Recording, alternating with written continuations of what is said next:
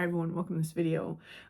So channel members, you guys are going to have a couple of new series coming up in January, and I'll talk about that more in subsequent readings at the beginning. But if you are interested in knowing what those are going to be, there's a community post that was posted last week, so you can definitely go over to the community section and read about it. Brief rundown for the general memberships: there's going to be a 5-part series about books, and it's designed to give you like a well-rounded knowledge base for things that are esoteric and occult. Not exhaustive by any means, but something, a starting point, right, for many of you. We're also going to cover things like philosophy and books on logic, so that we can really talk about organizing our thoughts and bringing ideas down to earth, which is, you know, very important to get anywhere. The other one is for the High Priestess tier. You guys are going to start a 3-month glow up using Microhabits. So we'll do that together, and that one should be pretty fun because you'll see how like small changes can actually rapidly change your life and your outlook on yourself. So if you are interested in either of those, the channel membership is always in the description box, but definitely go into that community post and read about them. Okay, let's see. All right, I think that's it. Taking a step aside.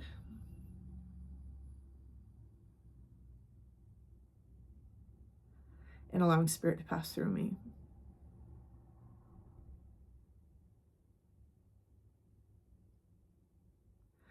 Opening up to receive information. Okay. That's a lot of energy. Okay, I think instead of, usually I'll explain the imagery that I'm seeing and explain why that's translating the way it is. I'm not going to do that this time.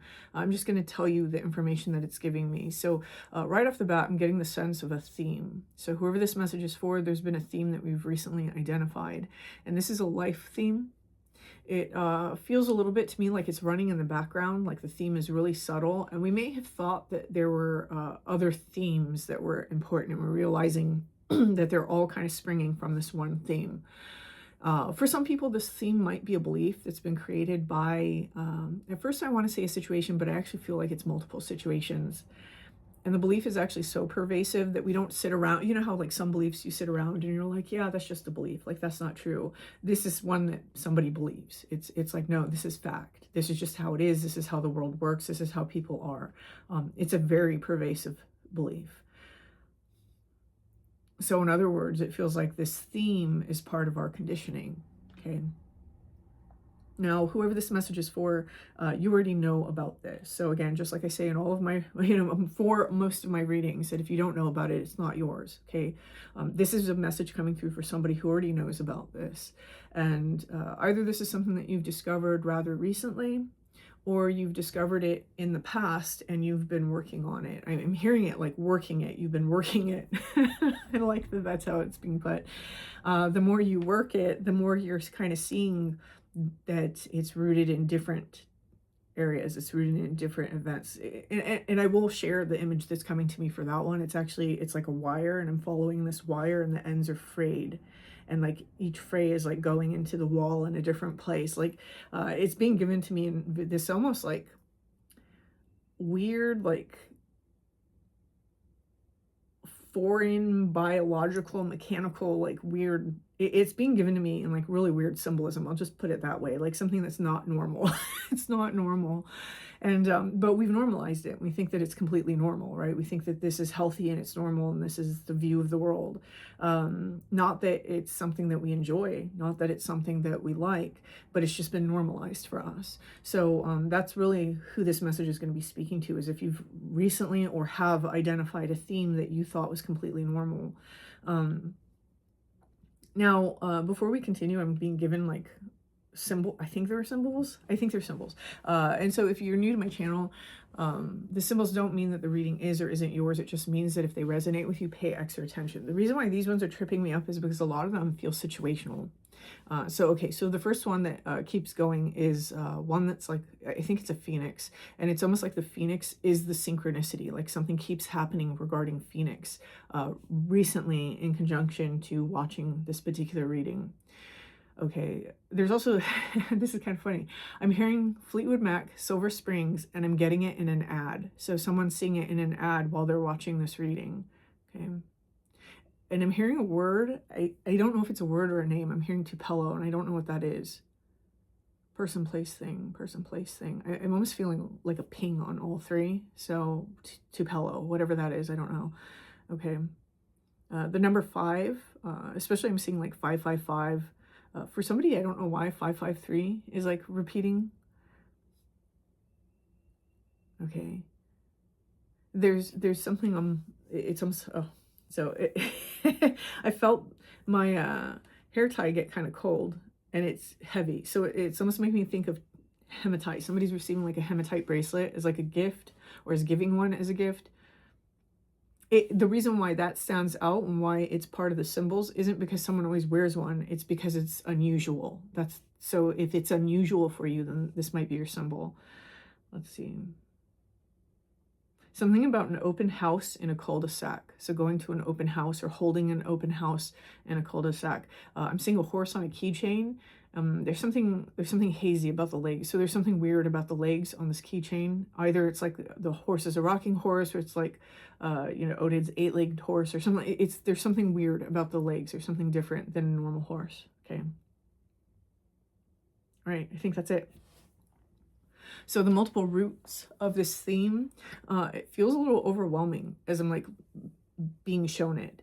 And I don't know that it's necessarily overwhelming the person that this message is for, but for me as the reader, it feels overwhelming. Okay, so, and then that's taking me into the message. So if you're watching this now, when I'm posting this, I'm going to be speaking in that context, but remember my messages are timeless. So if you're watching this at a time other than when I'm posting it, just understand that there's something going on externally in the sky and energetically on Earth, right? That there may be something that's supporting you through this at this time. I'm going to be speaking about it in terms of now it is the winter solstice.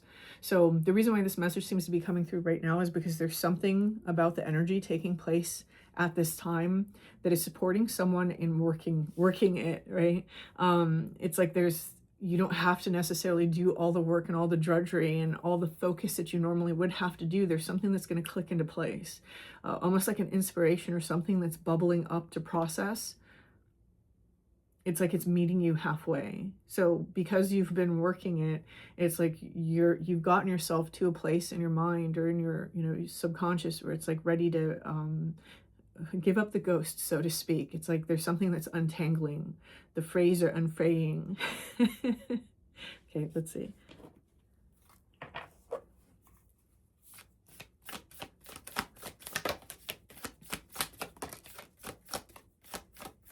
It's weird. I feel like somebody's seeing it quite clearly, and yet even though somebody's seeing it quite clearly, it's like there's other things that are trying to distract a person at this time. And especially if you've been working it for quite a while, it's almost like other things are happening to try to take your attention and your focus away. Maybe certain health issues have cropped up. Maybe certain people have come back from the past. Maybe, I'm just seeing like all these little things just like coming back in, trying to like get someone's attention away from whatever this is. And, for me, I always think of that as like shadow experiences, our shadow like kind of rearing its head in our collective sense or external sense to try and keep us the same, right? There's something like that that's happening here. And whoever this message is, you've probably noticed that. You've probably been like, wow, why is all this stuff happening now? I finally got this. Why is this happening now?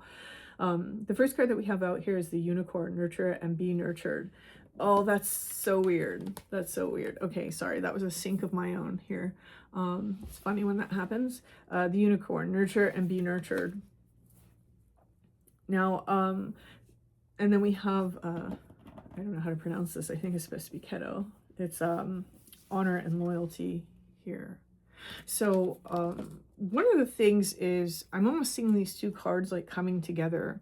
It's like there's this sort of magical quality and this very innocent magical quality, and the quality that we've chosen to nurture and honor and be loyal to is this very snippy alligator sort of energy. So it's like, you know, I am going to misalign this energy for right now just because it's the way it's coming through to me right now.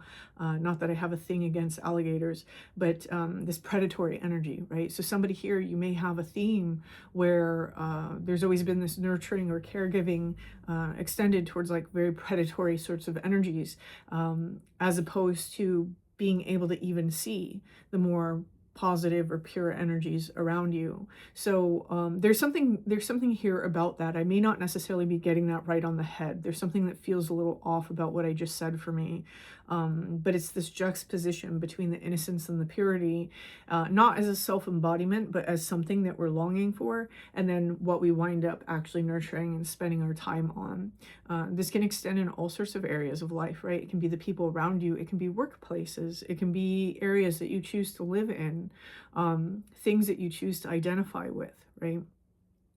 Here with this unicorn energy, kind of being drawn to this tail, and this tail is like spiraling out, but the tail's cut off in the image, and that's almost making me feel like the story isn't done. Like there's something here that we're working, and it's almost like there's an opportunity here to really show that we've gotten something out of this theme, and that we understand that this theme isn't the way that it has to be. It's almost like there's a rejection that we have to take or make.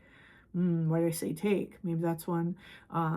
Before we can actually be free of this sort of energy. And that's not like you know, I know people hear things like that and they hear it curmudgeonly, right? They're like, yeah, that's blah, blah, blah. It's a moment for you to prove to yourself something. And yourself needs that. It needs to know that you got the message, or that you understand and that you see. Change doesn't just happen automatically because you've rearranged something inside your mind. Oftentimes you have to send the signal, right? You have to take the action. You have to put it in place. It's like the puzzle doesn't complete itself just because you see the puzzle piece laying off the board. You have to actually pick up that puzzle piece and put it in place. And that's kind of the opportunity that I think somebody's going to have here as we're approaching this winter solstice. I'm saying approaching. I don't know why, because it is the winter solstice. I don't know why I'm saying approaching. Maybe whatever this is approaching. It's like we're being given an opportunity. And I'm going to say something. The vines are really standing out to me as I'm saying that. Whatever this opportunity is, it almost feels very tempting. Okay. Vines grow around things. They trap things. So there's something here that seems very tempting. And this theme, because it is a comfort zone, it's something that you're used to. It's a way that you're used to naturally operating. It is going to be very tempting to just fall into that theme.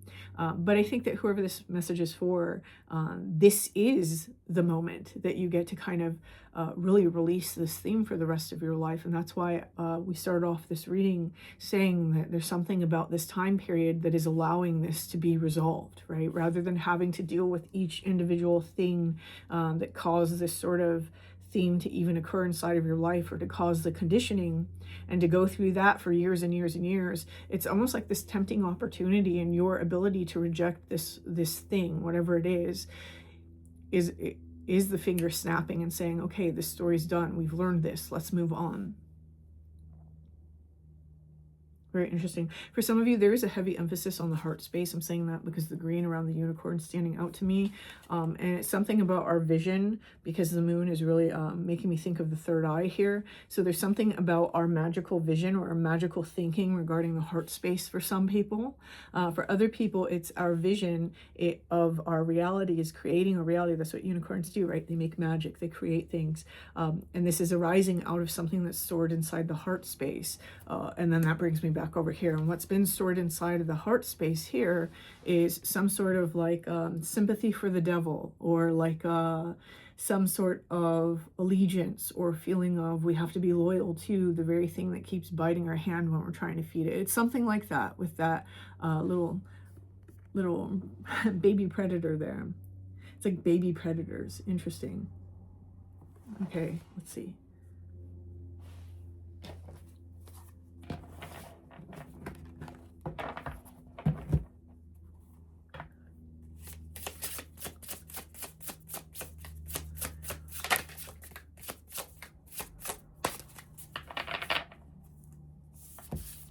Okay, we have stagnation and then happiness. So this is a theme that has really stagnated somebody's happiness. Notice the pitcher plants here. pitcher plants are the carnivorous plants, right? So it's kind of that idea again of the predator, the subtle, unseeming predator, the things that look innocuous and innocent and maybe even pretty sometimes, and really they're hiding the true intention. There's something about that that's keeps coming up inside of this message, so I'm going to assume that that is something that has to do with the theme. Here we have this sort of ladybug and sweet pea, and it's all, that's funny. I don't know if I feel like ladybug might be a symbol for somebody right now, because as soon as I looked at that, it kind of, I don't know how to explain it. It got hot for me. So I think somebody may be seeing a lot of ladybugs. It's, if you're in the US, it's like not normal to see them right now. So if you're seeing them right now, there's something going on there. There's this sweet pea flower. If you've never grown those or had them grown, they smell amazing. So there's something about this, like, remember I talked about this a few videos ago, the scent of your vibration, right? It's a different vibrational scent that you're putting off, you're throwing out. And so there's something here that's becoming sweeter because you've been working it. You've been working through that theme. And it feels a little bit like you've gotten yourself to such a degree or such a point that now it's like, okay, it's ready to transform, and you don't have to do all this like drudgery and over analyzing and over whatever to like completely change this. It just takes an opportunity where you can really show the self and show your subconscious that no, this isn't acceptable anymore. And here, this sort of stagnation energy, it's funny because I'm looking at this lizard, and I'm noticing the blue on the tail, and the blue on the tail is almost speaking to me about a story that's been very emotional, right? Because of the color blue. But again, that color of blue is also the throat chakra. So there may have been lots of themes regarding using our voice, how to use it appropriately for some people, when not to use it for other people, but for most of you, how to use it, right? That's been a big part of the tale. It's been a big part of the story. And this is coming into these stripes. And whenever I see stripes like this, it always makes me think of like the old movies with like the prison uniforms with the stripes. We may have been a prisoner to our own inability or our own story about how we express and how we're not allowed to express. And because of that, this may have attracted very predatory sorts of energies. And I almost feel like a lot of it is predatory energies pretending to be very docile and sweet. Right? There's a heavy emphasis here on like the moon and water and night, things that are hidden, very emotional, how these hidden emotional things, they've sort of like pulled whoever's message this is, your emotions and kind of the tides of your life with them. So I dare say that whoever's message this is, you have had a long journey of learning how to be effective as an individual and stand on your own. I almost feel that this is what someone is looking for, is that what you're actually looking for something that has a different sort of undercurrent to it. It's like you've learned the little things that about whatever this theme is and how it keeps repeating, whether it's repeating through people or it's repeating through your own behaviors and your own actions because of a feeling. It's like you've pinned down these little trigger points that like trigger that sense of, oh, this is for me. And you've worked through those for someone. And that's effectively changing what it is that you find fragrant, right? What it is that you're attracted to or that you are drawn towards. I'm looking over there, and there's this ink blot that's been done, kind of like that, ink blot that's been done by Steph over at House of Scry. And there's this shape over there that it's looking like this tail. It's like a curly tail, but it's going into the frame, and it's making me think of a centaur. So for me, centaurs are very like guardian-like. They're the sentries. And so there's something here about guarding and protecting the self and keeping that story. It's like understanding where you want that story to go and what you want the story to be and keeping it close to your heart. Someone here, I'm going to say this, I think a lot of you have really learned not to say too much, right? Not to say too much. There's something about not saying too much. There's almost like this observational energy that someone's taken, like that very high priestess energy. Okay. Coming over here.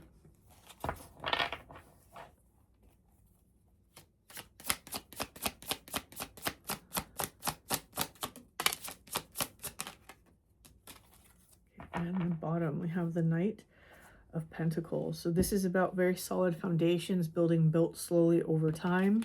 And I feel like this is kind of the overall theme, that this is what someone has been doing inside of their life. We have the Ten of Cups. Okay, I really like this. We have the Ten of Cups, and then we have the Five of Wands. Whoever's message this is, again, there's this moment that's coming up where you're going to have to fight for what you want, fight for your happiness, right? And this is kind of like a, hey, heads up, there's going to be a situation, but this is actually a really good situation, because this is kind of like fast tracking you to being able to change this theme inside of your life. So I don't really have anything else to say other than that. That's really what this reading seems to be about. And I really like that it ends with that Five of Wands, which normally for me isn't a positive card, but because it's about conflict and competition, it's also about, you know, fighting for things. Here we have the Ten of Cups. It's about happiness, right? Your ultimate happiness. If there's anything that you should be having a battle for, that's it, right? Picking and choosing your battles wisely. I think that that's a very wise cause. Someone here, it's like you're defending your happiness. So I think that this is beautiful. This is kind of the message, is to remember what it is that you're going for, and to not fall back into this old theme here. Yeah, in the bottom of the deck, when I had pulled these, the very bottom is this card here. The message on it is hope, but for me, this butterfly is always going to be about transformation. So there is an energy, this underlying theme that has caused a lot of problems inside your life is definitely transforming. I think that the reason why this message is mostly coming through is because when this opportunity comes forward, I think we have a tendency as people to look at repetitious situations and think, oh, wow, like I'm still stuck there. But you're only really still stuck there if you give it space, right? Sometimes because we've accepted it so much and for so long, we'll have these opportunities several times before we break free of them. But just persist, right? What's happening is you're rewiring your brain on a very deep level to not accept or tolerate particular energies as your normal story. And so again, we have the Knight of Pentacles. This is kind of slow work, but it's solid work. It's ensuring that something really changes on deep fundamental levels for somebody. So I think this message is coming forward just to say, like, when this happens, don't take it that way. Understand what's actually happening, which is this is the transformation. So I'm going to leave this here. If this resonates for you, please hit that like button. Feel free to leave me a comment. Happy solstice, and until next time.